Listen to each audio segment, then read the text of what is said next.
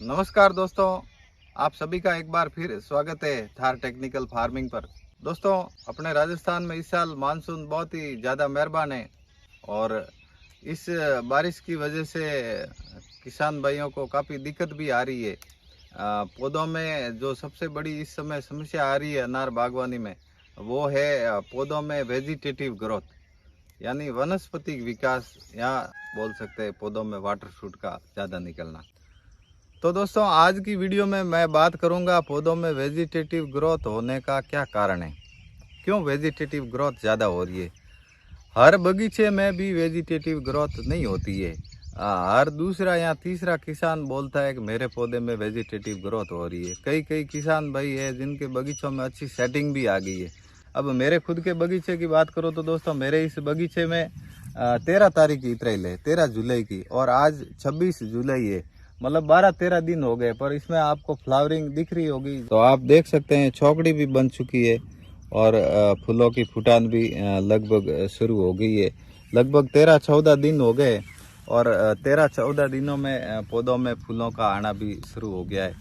तो मतलब हर बगीचे की भी समस्या नहीं है कि उसमें सूट ज़्यादा आ रही है। तो दोस्तों, इस वाटर सूट आने का कारण क्या है, ये चीज़ आप समझिए। सबसे पहले, अगर आपका जो पौधों में बेसल डोज देने का समय है और पौधे की कटिंग का जो तरीका है, ये अगर सही नहीं है, तो बारिश का मौसम अगर बीच में आ गया तो आपका पौधा 100% वाटर शूट ही निकालेगा। जैसे आपने पौधों में बेसल डोज दी, तो अब बेसल डोज दी है तो सीधी बात है उसकी जड़ भी तोड़ी होगी। तो आपने बेसल डोज दे दी जड़ तोड़ के, अब उसके बाद में आपने पौधे की कटिंग करवाई, तो कटिंग वालों ने उसकी हार्ड कटिंग कर दी। ठीक है, आपको भी लगा कि हाँ यार पौधा अच्छा बनाया, एकदम खुला कर दिया उसको और एकदम तरीके से किए। अब उसके बाद में बेसल डोज, कटिंग और ये सब मिला के 10-15 दिन के अंदर आपने इथरेल लगा दी। तो इथरेल लगाते ही आपके यहाँ बारिश आ गई। तो अब दोस्तों, हुआ क्या है कि पौधे की आपने जड़ तोड़ी थी, तो जड़ भी पौधे की अच्छी तरह से डेवलप हुई नहीं थी, और बारिश आई है तो बारिश से पौधे को अच्छी नाइट्रोजन मिलना शुरू हो गया, उसको भरपूर पानी मिलना शुरू हो गया। तो जो पौधे को आपने स्ट्रेस दिया था, जो तनाव दिया था, वो ख़त्म हो गया। अब उस तनाव का तो कोई मतलब रहा नहीं। अब डेली बारिश हो रही है, पौधे को भरपूर पानी मिल रहा है।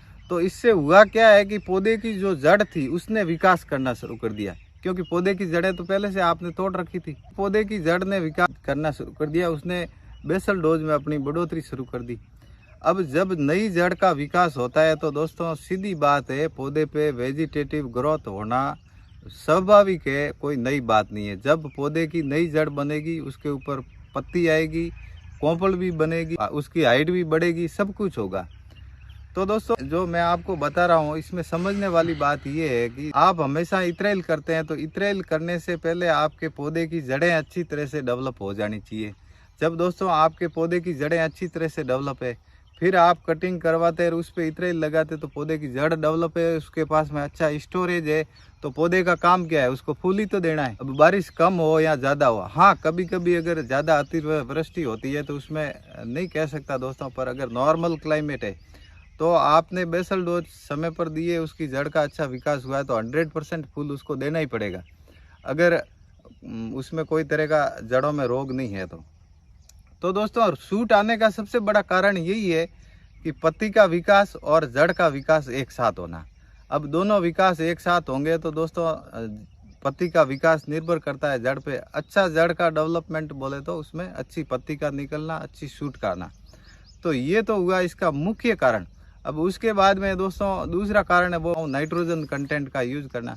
अगर पौधों में जड़ें पहले से डेवलप है और उसके उपरांत उसमें आप नाइट्रोजन का यूज कर रहे हो, जैसे 1261 का यूज कर रहे हो, यूरिया का कर रहे हो, या जो भी नाइट्रोजन वाले कंटेंट है उनका इस्तेमाल कर रहे हो, और ऊपर से बारिश आ रही है, तो आपके पौधे की वेजिटेटिव ग्रोथ ही होनी है, उसमें फ्लावरिंग कम आएगी। अब जो तीसरा कारण है वो पौधे की कटिंग। अब आपने हार्ड कटिंग पौधे की अगर करवाई है इथराइल के समय में, और पौधे की जड़ भी डेवलप नहीं है, कि अगर पौधे की जड़ डेवलप है उसकी अच्छी तरह से, पहले 2 महीने पहले आपने उसको बेसल डोज दिए, जड़ अच्छी तरह से डेवलप है, फिर आप हार्ड कटिंग करवाते हैं, तो उसमें फ्लावरिंग आने का चांस रहता है। पर आपकी बेसल डोज का टाइम भी वही है, इतरेल का टाइम भी वही है और कटिंग का टाइम भी वही, यानी हार्ड कटिंग का, तो आपका पौधा सूट ही निकालेगा। तो ये 3 जो मेन कारण है पौधे में सूट आने के, सबसे मुख्य कारण है। अब इन कारणों को आप पकड़ के अगर काम करते हैं तो आपका पौधा वाटर शूट नहीं निकालेगा, समय पर फूल ही देगा। ठीक है ना। अब दोस्तों वीडियो ज़्यादा लंबी हो जाएगी, इसलिए अगली वीडियो में मैं बात करूंगा। अगर मान लो गलती अपन करते हैं या कोई क्लाइमेटिक कंडीशन ही ऐसी बन जाती है जिससे वाटर शूट ज़्यादा निकलना शुरू हो जाती है, तो अब उसका समाधान क्या है ये मैं आपको अगले वीडियो में बताऊंगा। दोस्तों चैनल पर नए हैं तो चैनल को सब्सक्राइब कर लीजिए। जानकारी अच्छी लगे तो वीडियो को लाइक ज़रूर करना। इसमें अगर कोई सुझाव है आपका तो वो भी आप कमेंट करके मेरे को बता सकते हो। बहुत बहुत धन्यवाद।